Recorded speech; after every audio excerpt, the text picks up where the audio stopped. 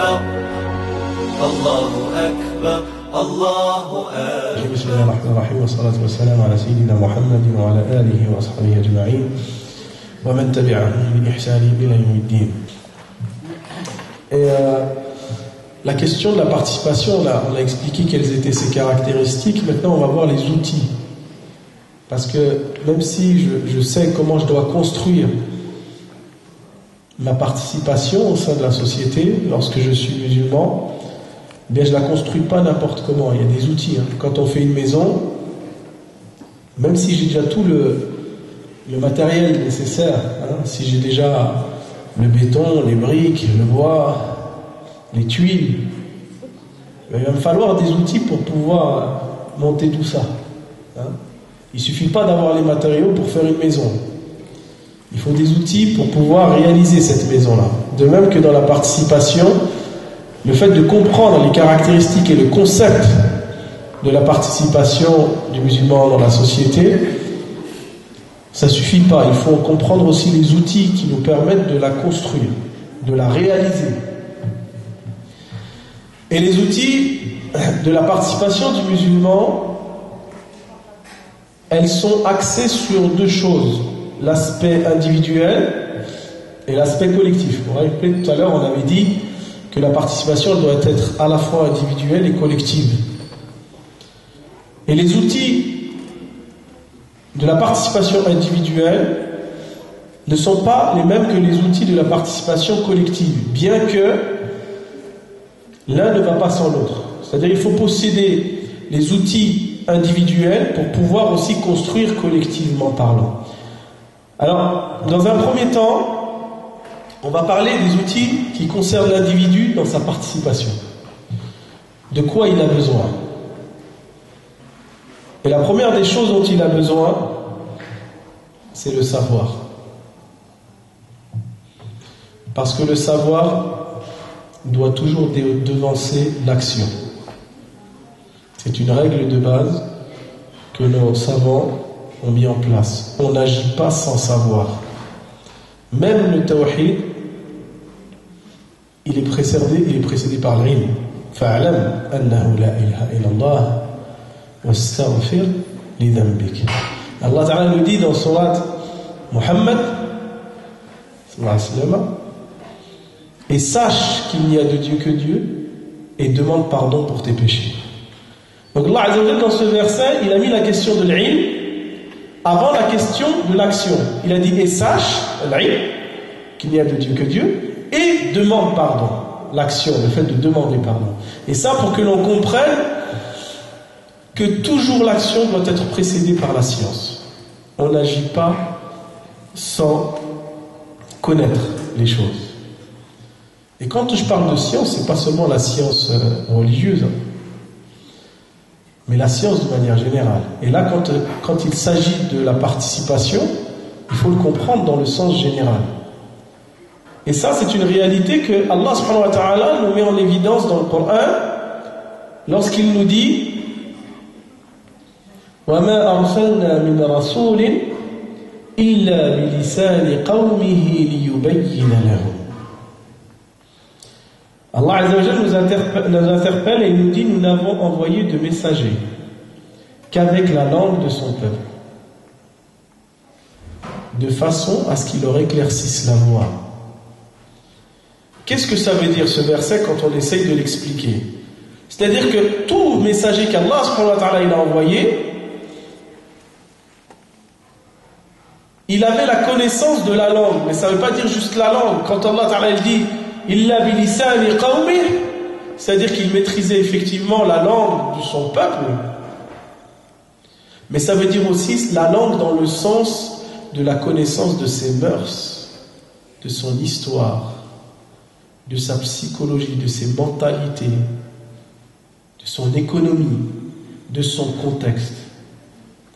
C'est-à-dire que quand moi j'aborde la question de la participation, lorsque je m'inscris comme étant le messager du messager d'Allah subhanahu wa ta'ala, alors au préalable, je dois m'informer et maîtriser le sujet.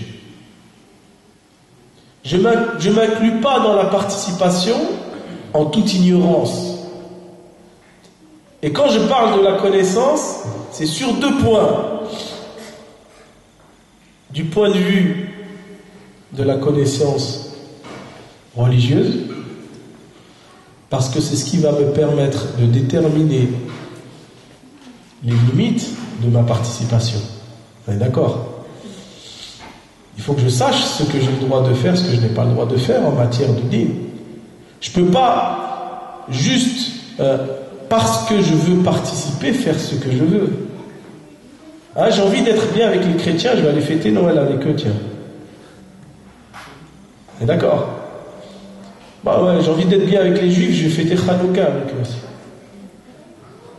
Et j'ai envie d'être bien aussi avec les laïcs, donc je sais pas ce que je vais fêter, mais je vais le fêter. Hein, si on commence à penser et à réfléchir comme ça, dans l'intention de se dire je veux être avec tout le monde, sans au préalable poser les limites que Dieu et son prophète alayhi salatu wa salam nous ont explicitées, je risque de me retrouver dans une forme d'égarement. Donc c'est pour ça qu'il est important que quand on parle de la participation au sein de la société, ça passe dans un premier temps dans la connaissance des limites de ce que je peux faire en termes de participation. Et c'est pour ça que la science religieuse, elle est importante. Mais elle ne suffit pas. Le prophète il a été envoyé aux Mécois. Les Mécois, ils lui ont dit quoi? D'accord, nous on est prêts, une année sur 2, à devenir musulmans. Mais toi, l'autre année, il faudra que tu sois un polythéiste. Vous voyez, ils étaient prêts. Ils étaient prêts, une année sur 2, à être musulmans, une année musulmane, une année mouchrik, une année musulmane, une année mouchrik. Hein. Non, mais pour vous dire, ils étaient prêts. Ils ont dit au prophète, nous on veut bien. Une année, on veut bien être musulman, mais l'autre année, c'est à toi d'être un mouchrik. Et là, Allah Azza wa Jalla, il répond. قل يا أيها الكافرون لا أعبد ما تعبدون ولا أنتم عابدون ما أعبد ولا أنا عابد ما عبدتم ولا أنتم عابدون ما أعبد لكم دينكم ولي دين. La réponse, elle vient de Dieu directement. Allah, il a posé le cadre. Oh, vous les négateurs, je n'adorerai point ce que vous adorez. Comme vous, vous n'adorez pas ce que j'adore. Et je n'adorerai point ce que vous adorez, comme vous, vous n'adorerez point ce que j'adore. À vous, votre religion, et à nous, la nôtre. Vous voyez, c'est clair. C'est pas parce que je veux participer qu'il faut que je fasse n'importe quoi, que je dois m'inscrire dans n'importe quelle action parce que je dois participer. Le prophète, alayhi salatu wa sallam, il était avec les gens, mais dans la limite de ce qu'Allah subhanahu wa ta'ala lui a permis de faire. Il n'a pas fait comme il voulait. Et à chaque fois que le prophète sallallahu alayhi wa sallam a expérimenté certaines réalités, quand celle-ci était conforme,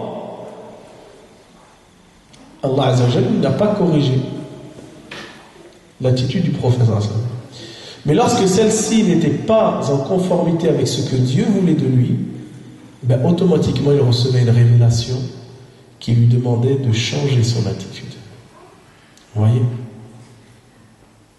Nous, en tant que musulmans, c'est la même chose. Individuellement parlant, on doit se former un minimum. Et si on ne sait pas, au moins, je ne m'engage pas dans la participation sans au préalable avoir questionné les gens compétents sur la licité ou pas de mon implication. Je ne fais pas les choses parce qu'il faut les faire. Je les fais parce qu'il est permis de les faire. On est d'accord? Mais les connaissances dans la science religieuse ne suffisent pas. Pour pouvoir participer positivement, il faut que je connaisse aussi, que j'ai une connaissance suffisante dans les sciences profanes qui concernent mon contexte, ma réalité. On est là. Combien parmi vous qui est né à Chambéry, dites-moi? Qui sont nés à Chambéry? Combien parmi vous sont nés en France?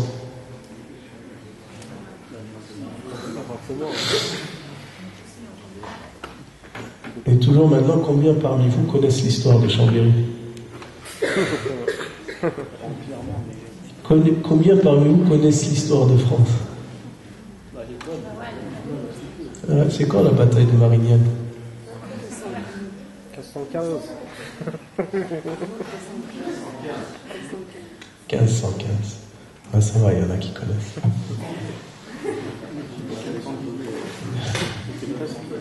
Et la Révolution française, dites-moi. 89. Hein? 1089. 1089? Non, 89, 1789. 1789. Là. J'ai tout dit dans l'histoire. Et c'est qui le fondateur de la dynastie des Carolingiens?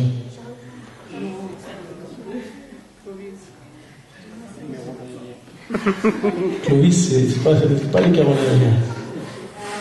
C'est qui Clovis? C'est le fondateur de qui? De Claude François. De Claude François. Les Carolingiens, effectivement, c'est qui a dit Charlemagne? Charlemagne. Carolingien. Mérovingien, Clovis. Oui, ça, il faut connaître.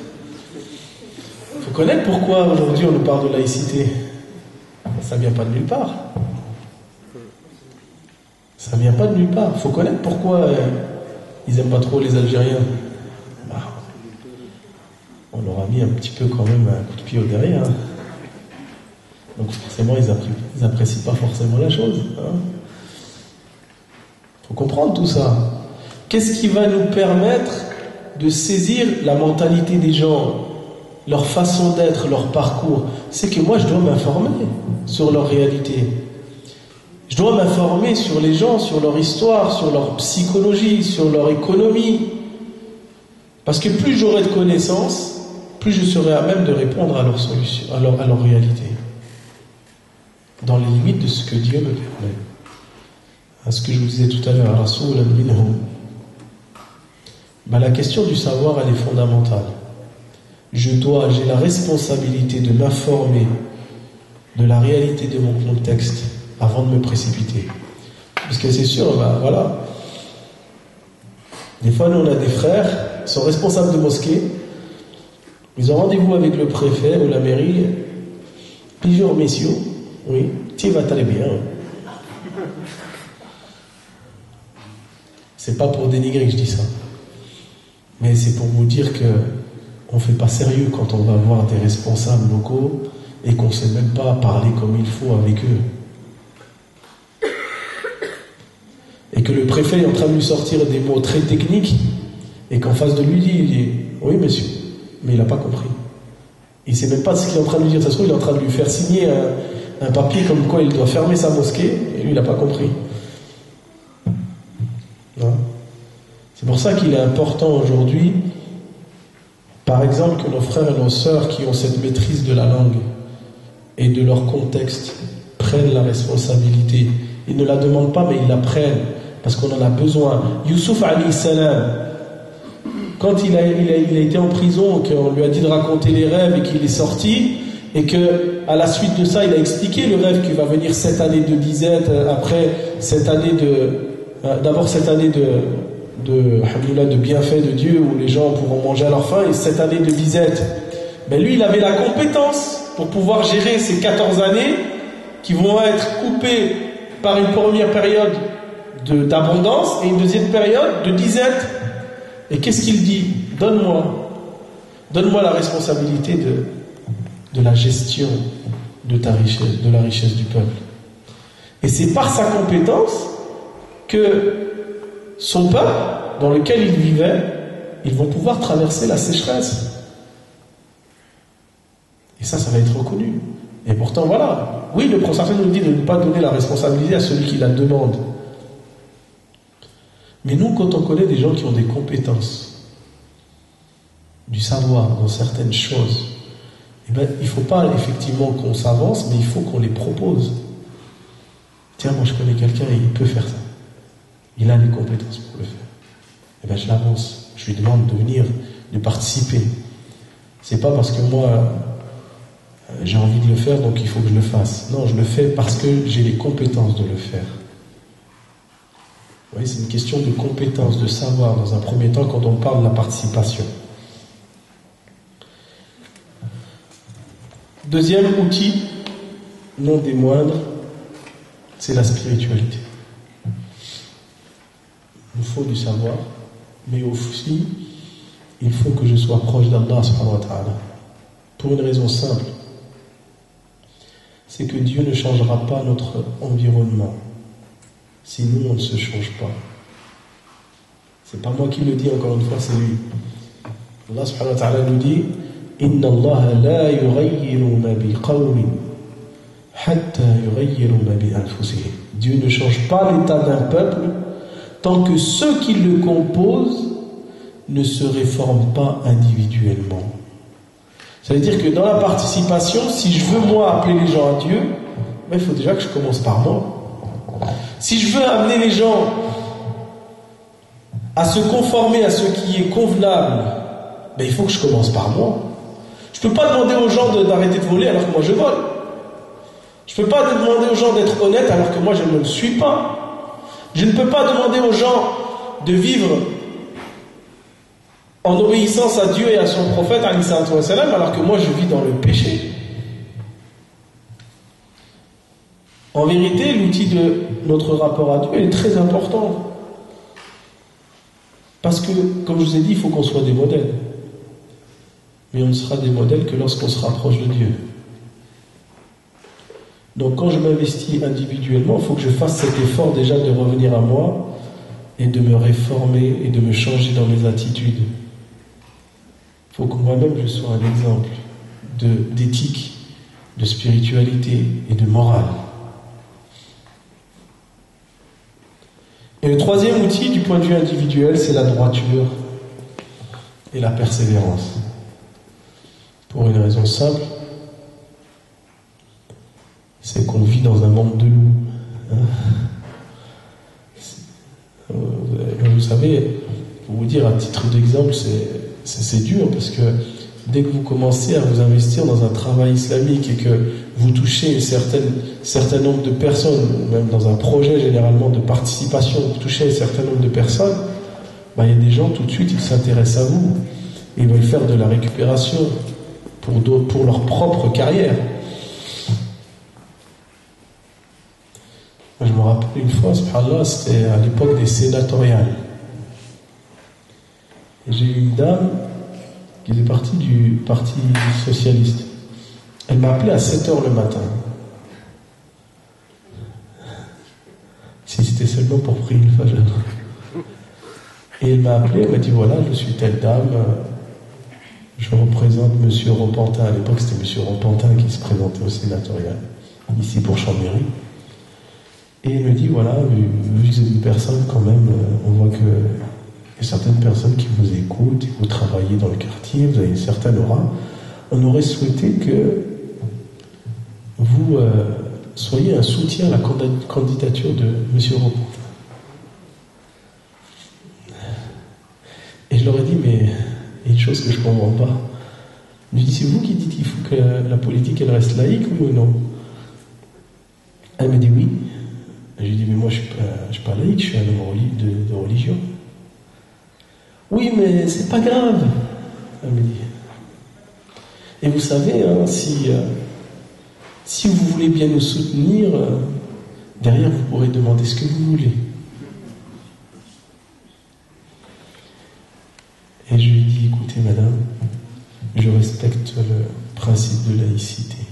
L'État de son côté et la religion de l'autre. Je ne peux pas m'afficher avec vous. C'est simple. Oui, mais monsieur, vous ne vous rendez pas compte des avantages que vous allez en tirer. Vous voyez, subhanallah. Elle n'a pas lâché, hein.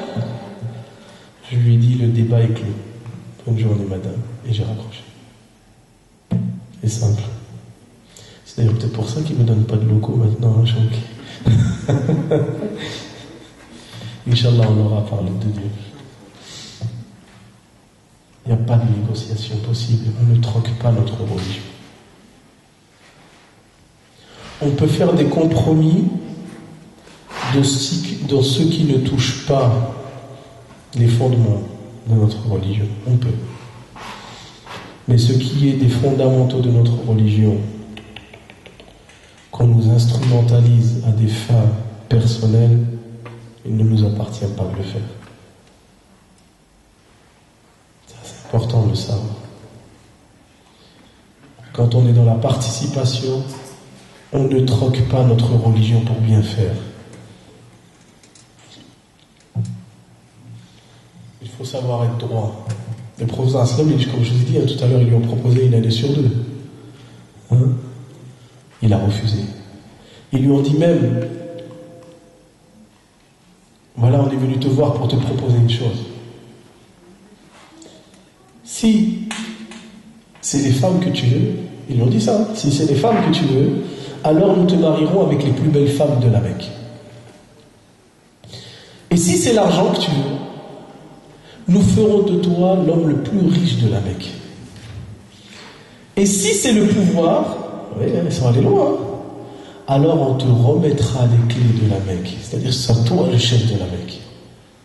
Et si tu es malade, parce qu'il pensait que le prophète était malade, alors on fera tout pour te guérir. Qu'est-ce qu'il leur a répondu, le prophète? Même si vous placez le soleil sur ma main gauche et la lune sur ma main droite, je n'abandonnerai pas ma mission. Sauf si je viens à mourir ou que Dieu en aura décidé autrement. Voilà la façon dont on doit s'inclure dans la participation. On a des principes. On ne troque pas nos principes quand c'est des principes fondamentaux. Parce que sinon, après, on risque de se corrompre. Oui. Suite à cela, il y avait quelque chose, justement, ça a une conséquence positive après, non? C'est-à-dire Tu leur as répondu ça, l'homme à qui il a dit ça, il n'est pas le rapporté après des siens, il avait rencontré quelqu'un d'extraordinaire, etc. Non, c'est pas ça. Non, au contraire, ils ont mal pris la chose. C'était les notables de la Mecque qui lui ont dit ça et ils l'ont très mal pris. Ils se sont mis en colère et ils ont crié sur Abu Talib en disant ton neveu, il cherche la guerre.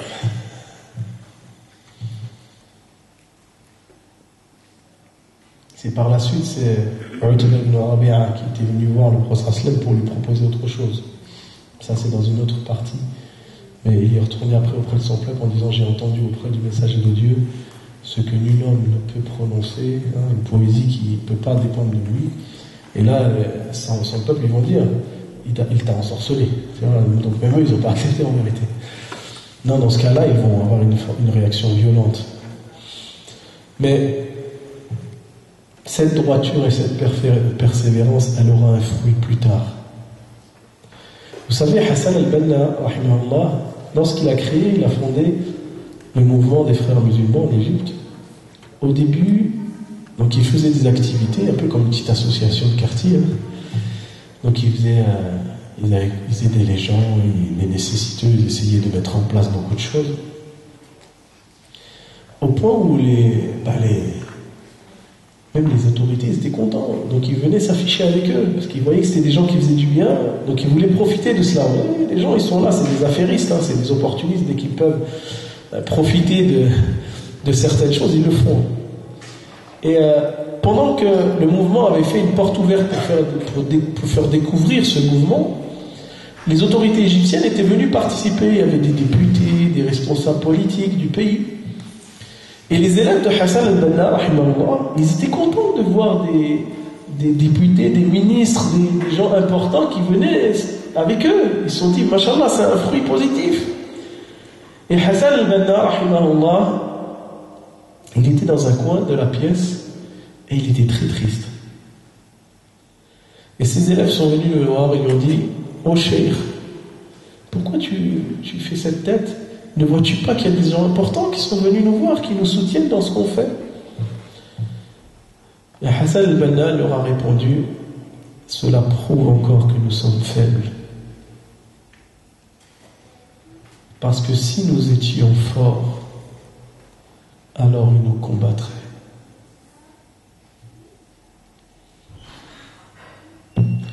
Depuis quand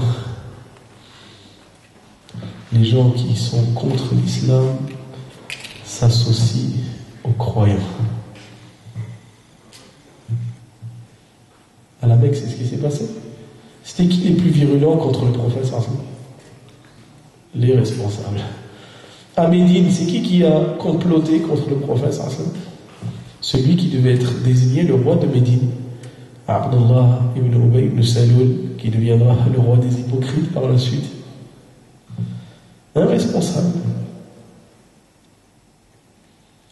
Donc, je vous dirais, mes sœurs et frères, que lorsqu'on participe et qu'en face de nous, on a des gens qui montrent les griffes, entre guillemets, alors réjouissons-nous. Ça veut dire qu'on est dans le bon chemin. Parce que s'ils nous ouvraient tout, c'est là où il faudrait se poser des questions. Quand tout est trop facile, c'est pas bon signe. Parce que la tradition de Dieu veut que nous soyons éprouvés dans ce que l'on fait. C'est pas juste des prétentions qu'il faut avoir. Donc, quand on parle de la droiture et de la persévérance comme outil individuel dans la participation, c'est-à-dire qu'il ne faut pas tomber dans le fait de vendre, entre guillemets, son âme. Je dirais pas au diable, mais à sa cohorte, à ses alliés. Soyez droits, inflexibles. Et à un moment ou à un autre, ils verront qu'ils ne pourront pas se passer de vous, ils vous donneront ce que vous voulez. Parce que c'est Dieu qui leur ordonnera de vous le donner. Pas parce que vous aurez vendu votre religion, mais parce qu'Allah, subhanahu wa ta'ala, il vous l'aura donné par leur biais. Il les aura humiliés en vous donnant ce bien. Du point de vue collectif, il y a aussi des outils qu'on doit avoir. Et le premier de ces outils dans la participation des musulmans collectivement dans la société, c'est al-mahabbatu wal-rahma, l'union, l'amour et la miséricorde entre les musulmans. Parce que sans ces notions fondamentales, on ne peut rien construire. Si je suis sans cesse en train de me disputer, ne pas faire preuve de fraternité, toujours nous diviser. On voit bien l'état des musulmans aujourd'hui. L'état des musulmans, c'est quoi? C'est le fruit des divisions, c'est le fruit de la haine qu'on se voue les uns les autres. Et c'est pour ça que quand on parle de la participation du musulman dans la société, et bien quand vous vous lancez dans des projets, il faut vous lancer dans des projets et cimenter ce projet par ar-rahma wal-mahabba, par la miséricorde et l'affection. Allah subhanahu wa ta'ala nous dit dans le Coran: Inna Allah yuhibbu alladhina yuqatiluna fi sabilihi saffan ka'annahum bunyanun marsus. Dieu aime ceux qui luttent dans son sentier en rang serré comme un édifice solide. Allah, il aime quand les gens ils travaillent, ils participent ensemble, collectivement, avec un esprit de fraternité, un esprit d'amour, un esprit de miséricorde entre eux. D'ailleurs, Allah Ta'ala, quand il parle des croyants dans Surat Al-Fath, il nous dit quoi? Muhammadur Rasulullah sallallahu alayhi wa sallam walladhina ma'ah ashidda'u 'ala al-kuffari ruhama'u baynahum. Muhammad, qui est le messager de Dieu sallallahu alayhi wa sallam, ainsi que ceux qui sont avec lui, ils sont inflexibles, sont durs envers les négateurs dans la bataille, dans la lutte, et ils sont miséricordieux les uns envers les autres. Allah subhanahu wa ta'ala, tout à l'heure je vous ai cité le verset où il dit Huwa alladhi ayyadaka bi nasrihi wa bil mu'minin. C'est lui qui vous a apporté, c'est lui qui t'a apporté son secours, sa victoire par son secours, ainsi que par les musulmans, les croyants. Et Allah ta'ala nous donne les clés du secours des croyants, il consiste en quoi? Dans leur fraternité. وبالمؤمنين وألف بين قلوبهم ولو أنفقت ما في الأرض جميعا ما ألفت بين قلوبهم ولكن الله ألف بينهم. Et en vérité, c'est lui qui a lié leur cœur. Et si tu avais dépensé tout ce qu'il y a sur terre pour lier le cœur des croyants entre eux, tu n'aurais pas pu le faire. Donc implicitement, Allah subhanahu wa ta'ala nous dit que le soutien des croyants et la force des croyants pour le prophète alayhi salatu wa salam, ça a été leur fraternité. Ça a été le sentiment de fraternité qu'il y avait les uns envers les autres, qui a cimenté les croyants. Allah Azza wa Jal, il nous explique qu'en vérité, notre faiblesse dans la participation, elle réside dans nos divisions, dans nos disputes, dans nos querelles. Il nous dit dans Surat Al-Anfal, يا أيها الذين آمنوا إذا لقيتم فئة فاثبتوا واذكروا الله كثيرا لعلكم تفلحون وأطيعوا الله ورسوله ولا تنازعوا فتفشلوا وتذهب ريحكم. Allah Azza wa Jalla nous dit, ô vous qui avez cru, lorsque vous rencontrez un ennemi, alors soyez fermes et évoquez Dieu fréquemment, ainsi atteindriez-vous le succès. Et obéissez à Allah et à son prophète alayhi salatu wa salam, et ne vous disputez pas. Subhanallah. Et ne vous disputez pas, sinon vous allez perdre toutes vos forces et vous serez découragés. Allah subhanahu wa ta'ala nous explique dans ce verset que nos faiblesses et nos lacunes, elles résident dans nos disputes.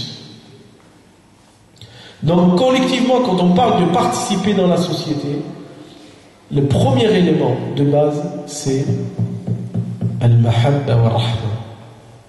C'est pas l'argent, c'est pas la force, c'est pas l'intelligence, mais c'est la fraternité. C'est ça qui fait la force des croyants. C'est l'amour qu'ils se portent les uns les autres pour Allah subhanahu wa ta'ala.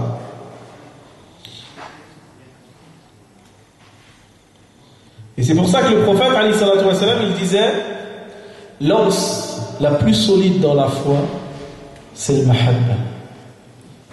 L'anse la plus solide dans la foi, c'est l'amour que l'on porte à son frère pour Dieu.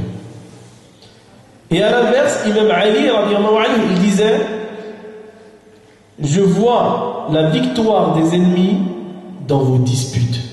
Subhanallah.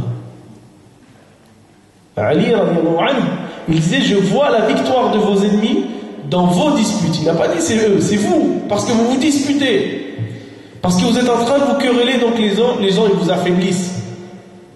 Alors que quand on est avec un groupe fort qui s'aime en Dieu, eh ben on ne peut pas. C'est pour ça que Shaitan, il a désespéré de nous faire adorer autre qu'Allah. Mais il n'a pas désespéré de mettre tashawush baynana. Il n'a pas désespéré de mettre les querelles entre nous. Parce qu'il sait que par nos querelles, par nos disputes, on va s'affaiblir. Et vous croyez que c'est pourquoi maintenant que les ennemis de l'islam divisent les musulmans, les montent les uns contre les autres? C'est parce que tant que les musulmans sont divisés, ils ne sont pas productifs. Ils ne peuvent rien apporter, ils ne peuvent pas participer, parce qu'ils sont divisés. Ils sont en train de se regarder les uns les autres. Et c'est pour ça que quand vous vous lancez dans un projet de participation au sein de la société, déjà alliez-vous à des gens que vous aimez en Dieu. Et faites en sorte que dans ce travail que vous menez ensemble, vous entreteniez la miséricorde et la fraternité. Parce que votre force, elle réside dans ça. Elle ne réside pas dans le temps que vous allez donner. Elle ne réside pas dans l'argent que vous allez donner. Elle ne réside pas dans la force ou dans l'intellectualité que vous allez mettre dans votre projet. Mais dans un premier temps, elle réside dans l'amour que vous vous portez. Ça ne sert à rien de faire des projets et que vous êtes en train de toujours vous disputer sur ce que vous allez faire dans vos projets. On n'a pas compris le sens de la participation en islam si on est sans cesse en train de se quereller, de se disputer sur des sujets. Deuxième outil, du point de vue collectif, c'est la consultation et le conseil. Ce qu'on appelle al-nasiha wa al-shura. Al-nasiha wa al-shura, le conseil et la concertation. Parce que le prophète nous dit ad-din nasiha. La religion, c'est le conseil, c'est la loyauté. Et Allah subhanahu wa ta'ala, il a fait de shura, la concertation, la consultation, un acte d'adoration. Dans le Coran, Allah subhanahu wa ta'ala nous interpelle en nous disant وَالَّذِينَ اسْتَجَابُوا لِرَبِّهِمْ وَأَقَامُوا الصَّلَاةَ وَأَمَرُهُمُ الشُّورَى بَيْنَهُمْ وَمِمَّا رَزَقْنَاهُمْ يُنْفِقُونَ. En parlant des croyants, il dit ce sont ceux qui ont répondu à leur Seigneur, qui ont accompli la prière, se sont concertés les uns les autres et ont dépensé de ce que nous leur avons octroyé. Qu'est-ce que ça veut dire? Ça veut dire qu'Allah subhanahu wa ta'ala est en train de nous expliquer que la consultation, elle est entre la prière et la zakat. Là, dans ce verset, Allah il a placé la consultation, shura, entre as-salah et zakat. Et les savants ont dit, cela implique que shura, c'est une ibadah. Que le fait de se consulter les uns les autres, dans la participation, ça fait partie des actes d'adoration. Donc quand je me lance dans un projet et que je suis avec mes frères ou mes sœurs, ben je ne décide pas des choses tout seul. Pourquoi? Parce que si je ne le fais pas, qu'est-ce qui va se passer? Ah, dites-moi, qu'est-ce qui va se passer?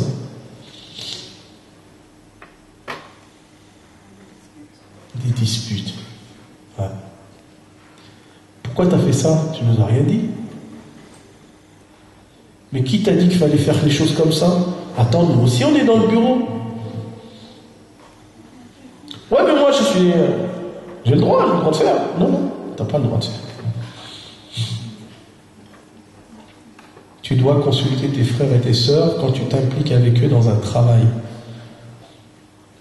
On ne peut pas participer collectivement dans la société sans se consulter les uns les autres. On doit demander l'avis de chacun.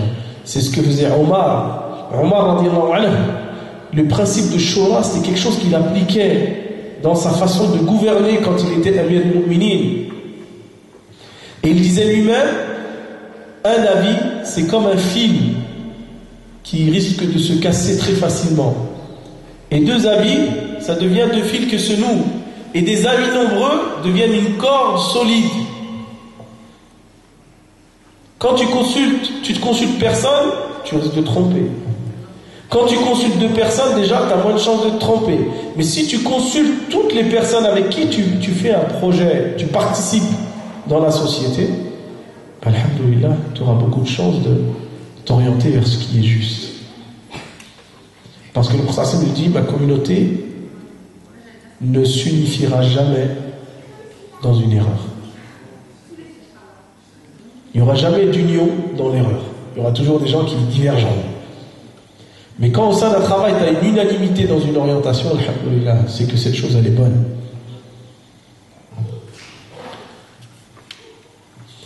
Troisième principe, troisième outil dans la participation collective au sein de la société, c'est ce qu'on appelle at-ta'a, l'engagement.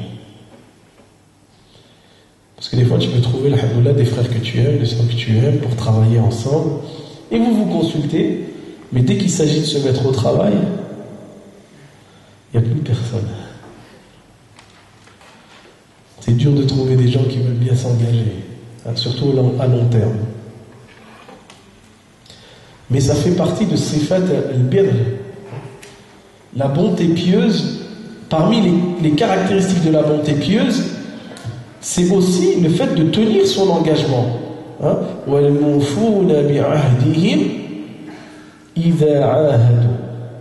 Et ce sont ceux qui tiennent leurs engagements lorsqu'ils se sont engagés.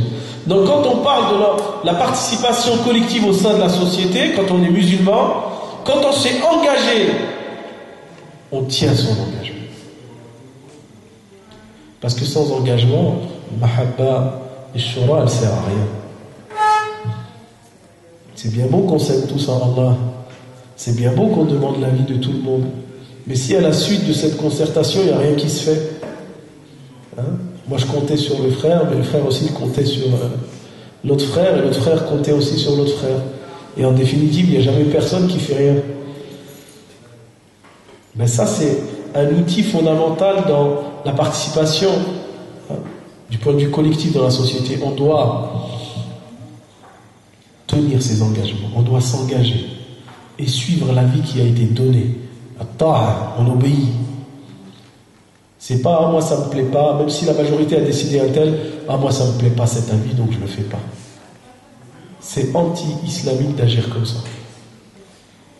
C'est contraire aux enseignements du prophète sallallahu alayhi wa sallam que lorsqu'on a pris une décision qui est issue de l'istishar, de la consultation, parce que cet avis ne va pas dans ce que je veux moi, je ne le fais pas. Imaginez-vous. Abu Bakr et Omar, lorsqu'il y a eu la bataille de Badr, vous savez qu'il y a eu des prisonniers. Et le prophète sallallahu alayhi wa sallam, il ne savait pas trop quoi faire avec ces prisonniers. Donc qu'est-ce qu'il fait? Il consulte Abu Bakr et il consulte Omar. Et Mu'adh ibn Sa'ad. Et quand il consulte Mu'adh, il dit qu'est-ce qu'on va faire de ces prisonniers? Et Sa'ad ibn Mu'adh. Il lui dit, on coupe la tête. Non, lui il a été pire. Il a dit on va allumer un grand bûcher et on va les jeter dedans. Et après il demande l'avis de Omar. Omar il dit non, il faut les tuer. On va les tuer parce que si on ne les tue pas, ils vont revenir nous combattre. Et il demande l'avis de Abu Bakr. Abu Bakr il dit non, on doit les maintenir en vie et on va les libérer en échange d'une rançon. Et là, Sa'ad ibn Mu'adh et Omar, ils n'ont pas dit, pour ça, qu'est-ce qu'il va faire? Il va choisir l'avis de Abu Bakr. C'est-à-dire de maintenir en vie les prisonniers en échange d'une rançon. Est-ce que Omar et Sa'ad ibn Mu'adh ont dit, ah ben, si c'est pas comme on veut, nous, on ne suit pas, on n'obéit pas? Non, ils se sont pliés à ce qui a été sorti de la décision finale. Alors que Omar avait raison. Puisqu'Allah subhanahu wa ta'ala, à la suite de cela, il va révéler un verset où il dit il n'appartient pas à un prophète de faire des prisonniers tant que ceux-ci ne sont pas humiliés sur terre. C'est-à-dire qu'à ce moment-là où les musulmans n'étaient pas encore très stables, il n'appartenait pas de faire des prisonniers parce que ces gens-là sinon allaient revenir les combattre. Allah il dit qu'en vérité c'est Omar qui avait raison, il fallait les tuer. Quand le prophète il reçoit ce verset, il est avec Abu Bakr al-Siddiq et il se met à pleurer. Et Abu Bakr al-Siddiq il pleure avec lui. Et à ce moment-là, Omar il rentre dans la tente où se trouve le prophète et Abu Bakr et il leur dit, regardez, subhanallah, ils étaient exceptionnels ces hommes, subhanallah. Dites-moi pourquoi vous pleurez, afin que je pleure avec vous. Ça c'était Omar le dur. Il leur dit, dites-moi pourquoi vous pleurez, afin que je pleure avec vous.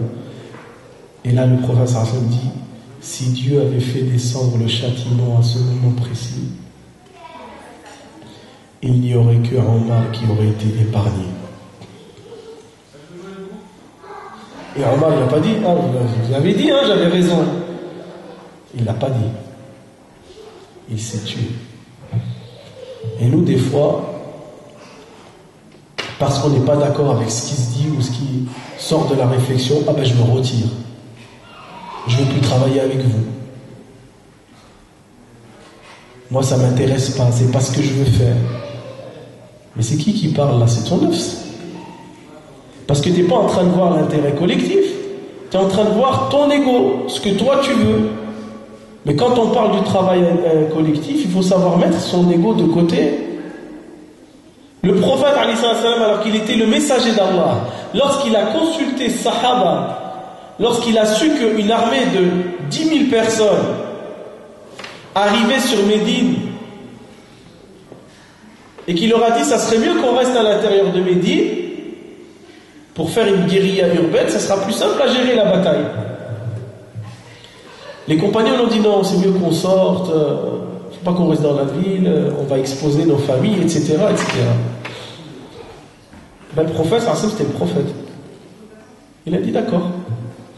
Il a consulté les gens, il a vu que la majorité des gens, ils n'étaient pas de cet avis-là.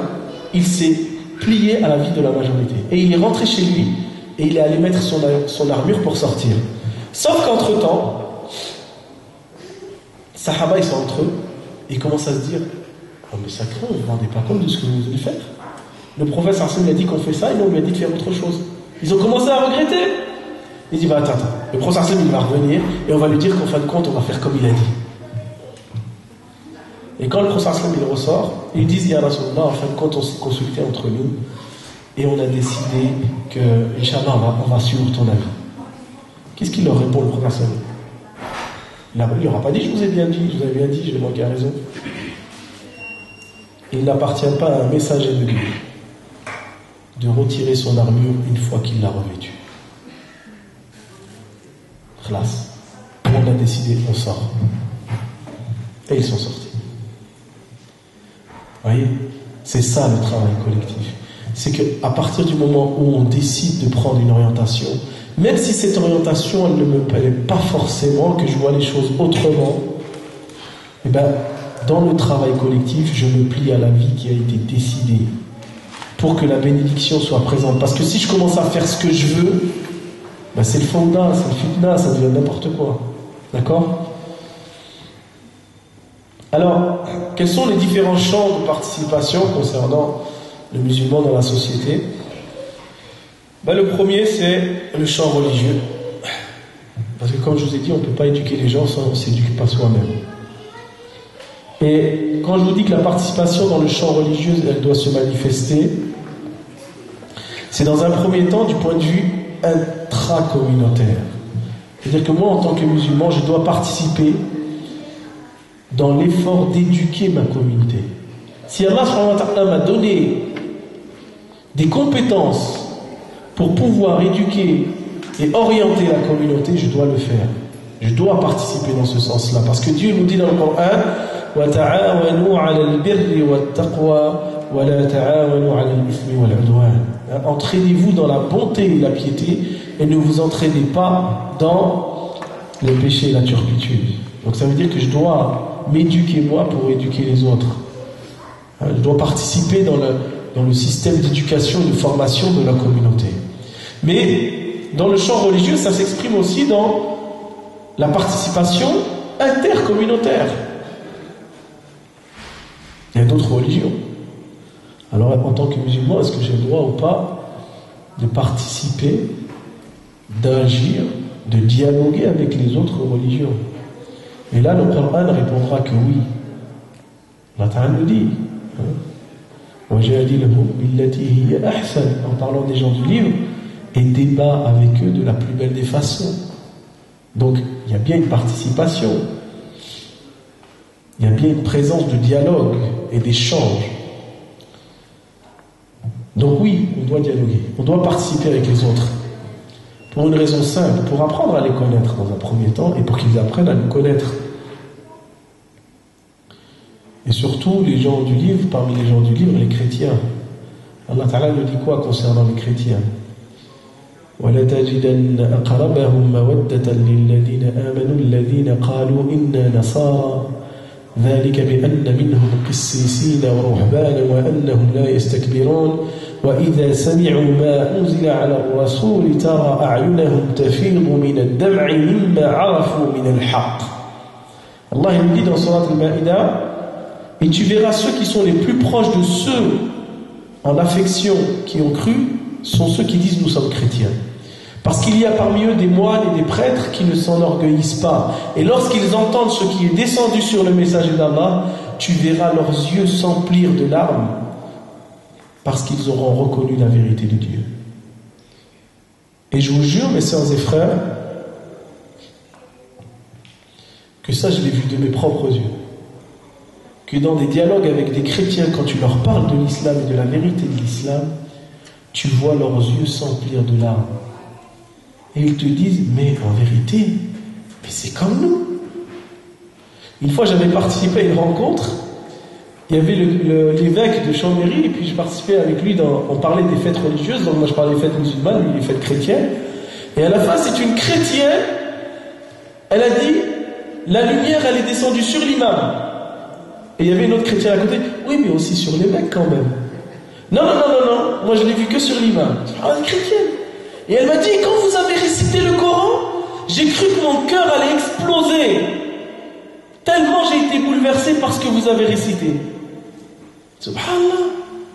Ben si on ne va pas à la rencontre de ces gens-là, si on ne va pas parler avec ces gens-là, si on ne participe pas avec ces gens-là, comment ils vont reconnaître la vérité d'Allah subhanahu wa ta'ala? Donc même dans le champ religieux, on doit aller vers les autres religions pour les interpeller sur l'islam et discuter. Mais de la plus belle des façons. Hein? Parce qu'il ne faut pas insulter leur divinité. Allah Ta'ala nous dit وَلَا تَسُبُّوا الَّذِينَ يَدْعُونَ مِن دُونِ اللَّهِ فَيَسُبُّوا اللَّهَ عَدْوًا بِغَيْرِ عِلْمٍ. Et n'insultez pas les divinités de ceux qui invoquent autre que Dieu, parce qu'ils se mettront à insulter Dieu par ignorance et arrogance. Donc Dieu nous interdit d'insulter leur divinité. Mais on essaye de mettre en place un contact et de chercher des points communs. On peut participer avec les chrétiens parce qu'on a des choses qui nous unissent à eux. On a certaines choses, par exemple aujourd'hui la théorie du genre, hein, où on dit que l'enfant il a le droit de choisir soit d'être une fille ou un garçon. Même si c'est un garçon, il peut dire qu'il est une fille. Et on n'a pas le droit d'imposer aux garçons de jouer avec des jouets de garçons. Non, il a le droit de jouer aux poupées et de mettre des robes de princesse, parce que c'est ça. Hein. Non, mais je vous assure, c'est ce qui est en train de se faire dans les écoles publiques, là.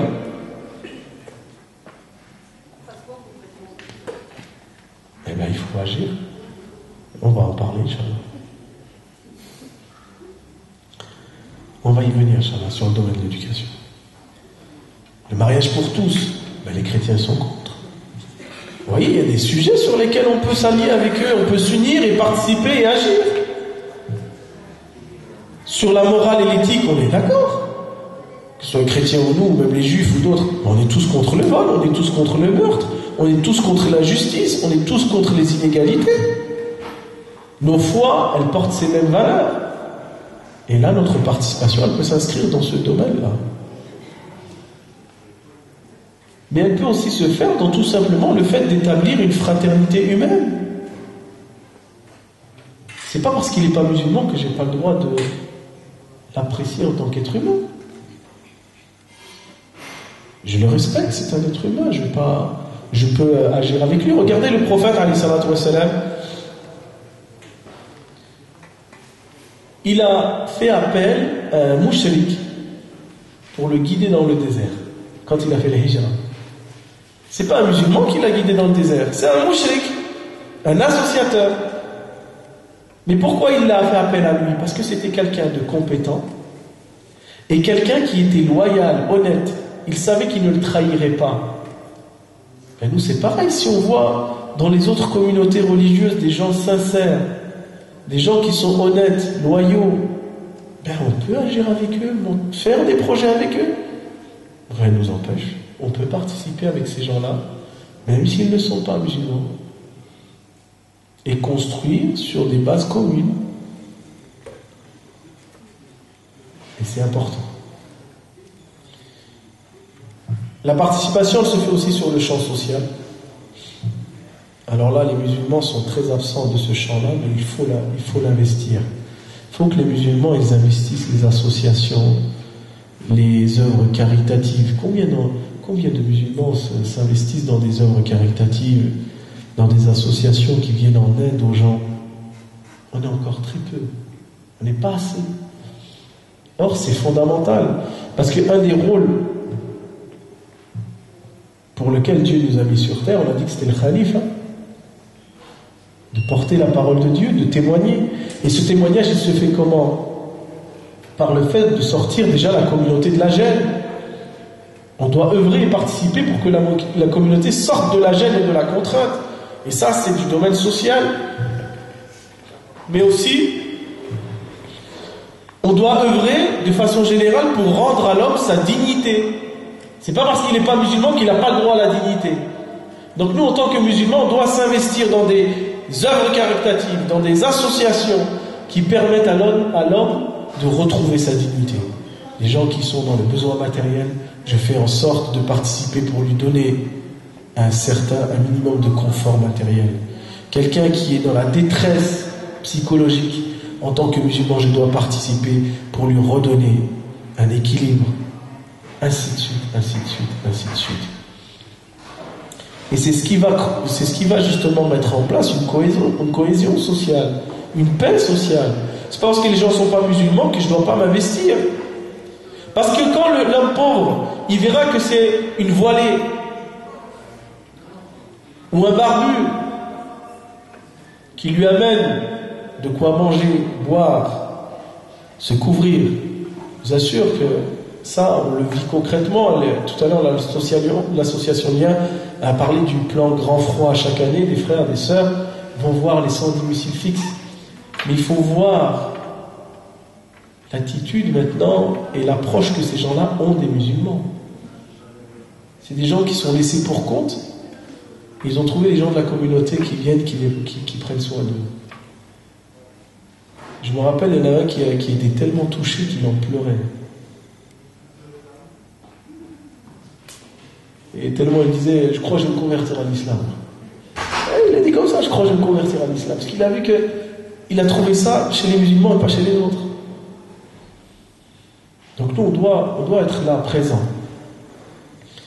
La participation, elle se fait sur le champ scientifique aussi.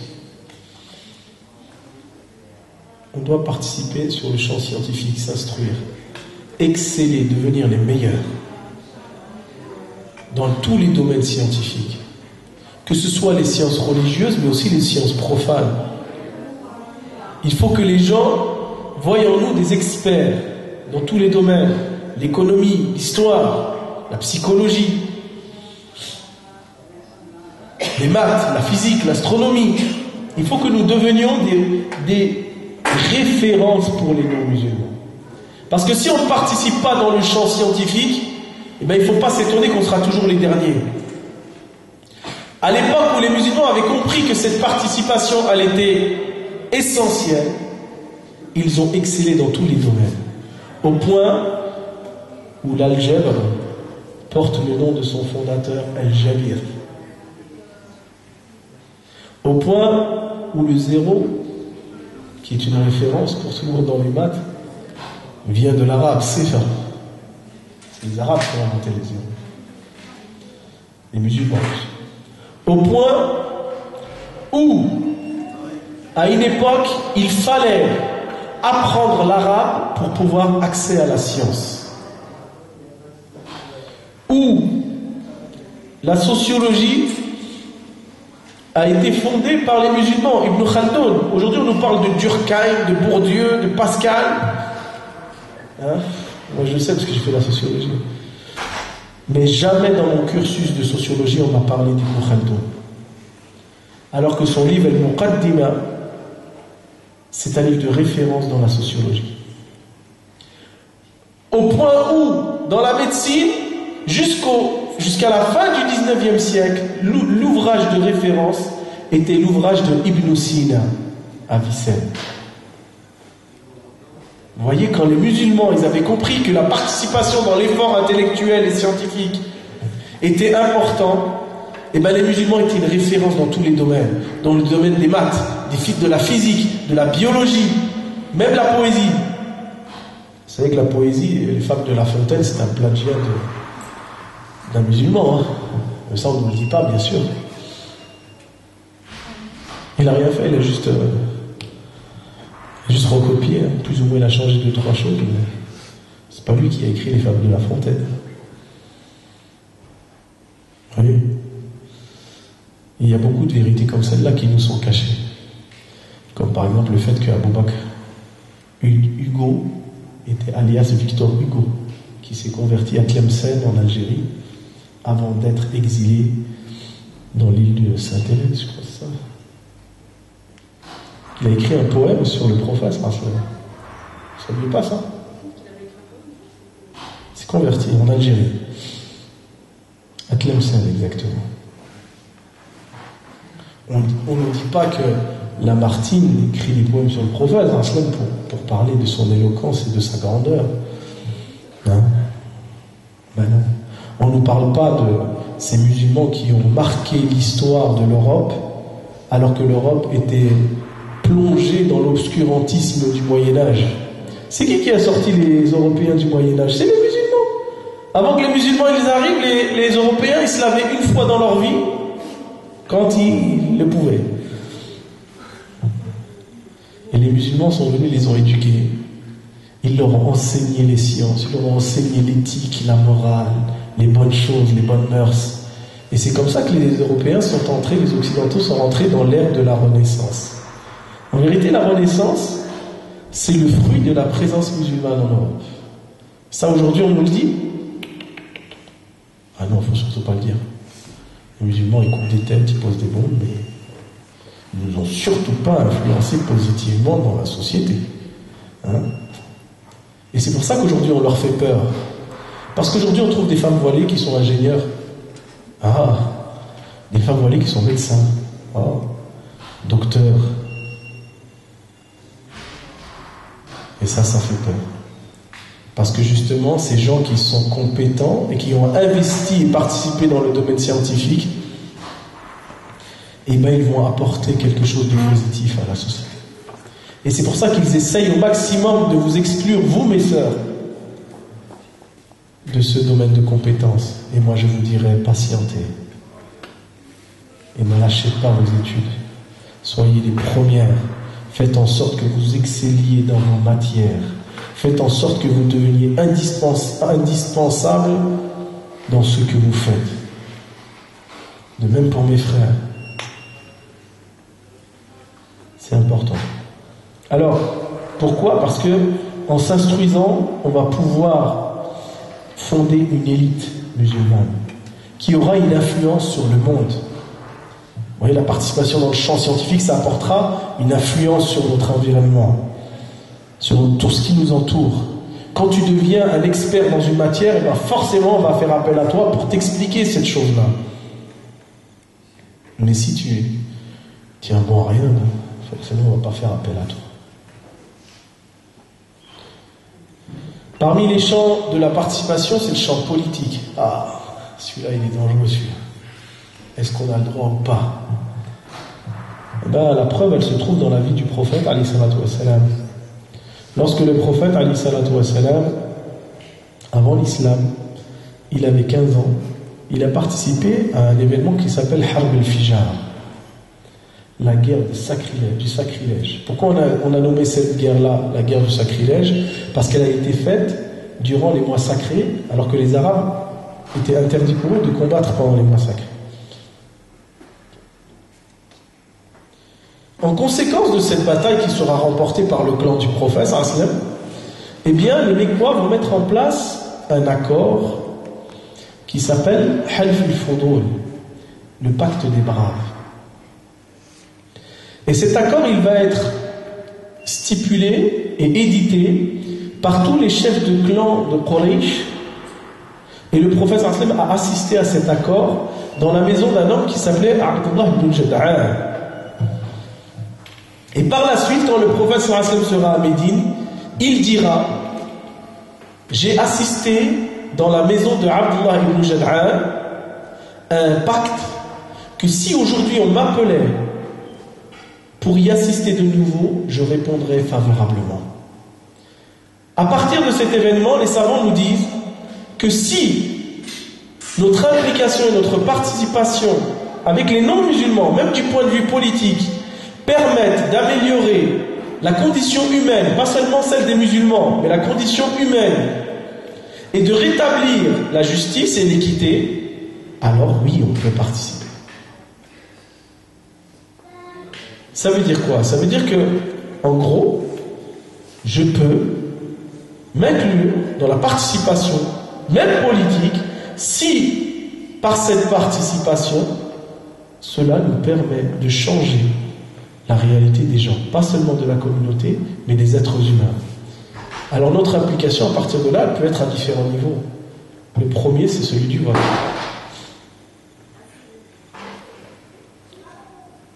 Comment on va pouvoir enlever les lois contre le hijab, les lois islamophobes qui ont été mises en place successivement par les gouvernements qui se sont suivis? C'est par notre implication, par le vote des gens. Parce que si toi tu votes pas, ben faut pas te plaindre si derrière on fait des lois contre toi, t'as pas voté. Je vous dis pas de voter pour un candidat spécifiquement, mais je vous dis de voter. Même blanc. Même blanc. Parce qu'au moins quand tu votes, les gens ils verront que tu votes. Quand ils vont voir dans une salle de fête, une dizaine, une quinzaine, une vingtaine de sœurs en voile, des frères qui arrivent et qui votent, qui s'inscrivent sur les listes électorales, ben les politiques ils feront attention à ce qu'ils vont dire sur les musulmans. D'ailleurs Hollande il nous a bien eu là-dessus. Entre les deux tours, alors que Sarkozy tapait sur le musulman, Hollande c'était... Les musulmans sont des citoyens, il faut les respecter. Mais dès qu'il a été élu, putain, il a changé. Parce que vous savez que 93% du vote des musulmans a été pour Hollande.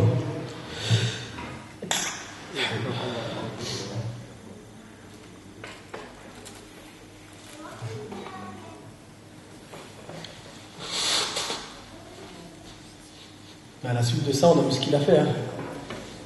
Il veut durcir la laïcité, il veut faire ça, il veut faire ça, il veut faire ça. Ben, il faut lui faire payer.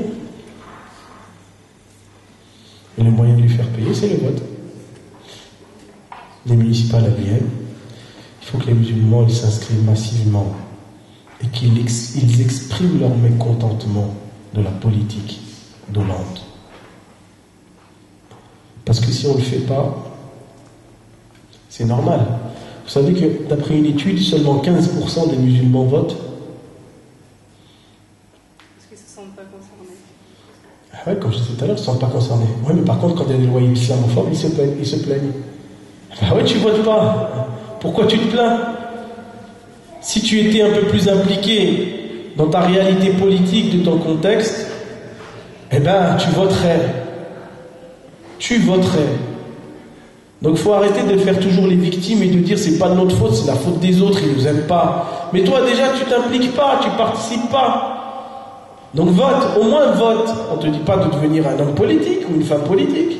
On te dit de voter. Vote. Parce que vous voyez, à l'inverse, 95% de la communauté juive vote. Tiens, on se demande pourquoi aujourd'hui touche pas aux juifs.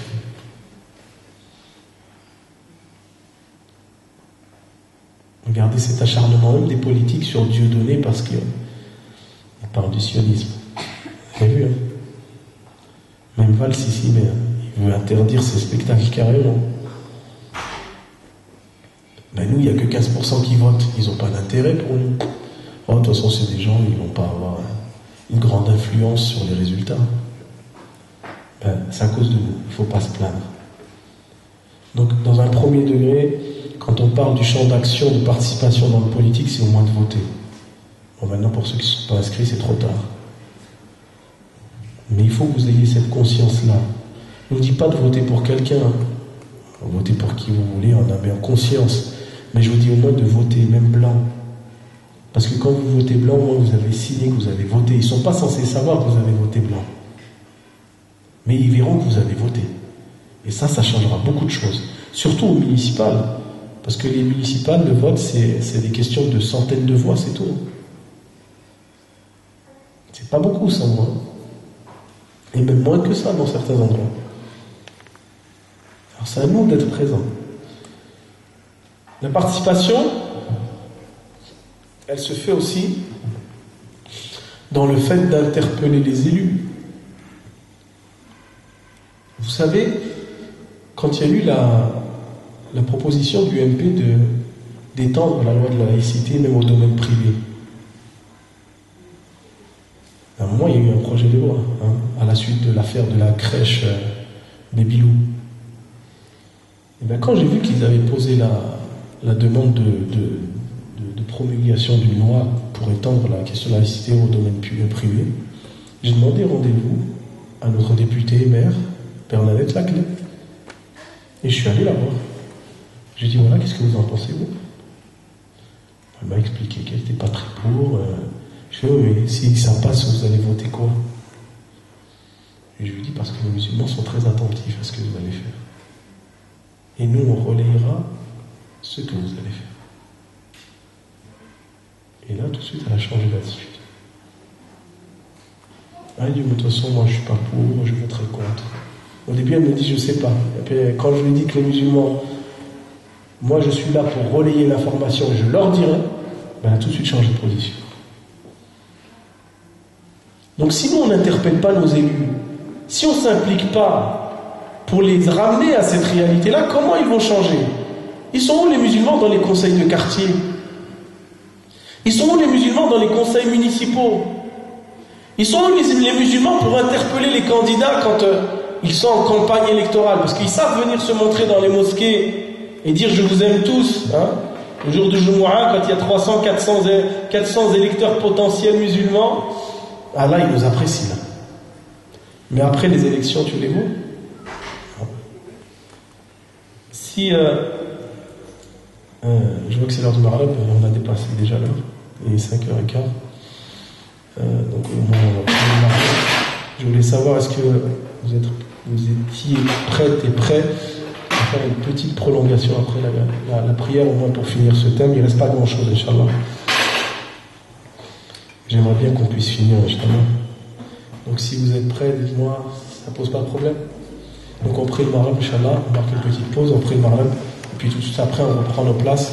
On essaye de finir rapidement pour qu'on puisse, Inch'Allah, finir cette intervention. On laissera, Inch'Allah, peut-être 5-10 minutes à la fin, tout à la fin, pour vous laisser vous exprimer, poser des questions sur tout ce qu'on a pu voir. Barakallahu fikum, subhanakallahu wa bihamdik, ashhadu an la ilaha illa ant, astaghfiruka wa atubu ilayk.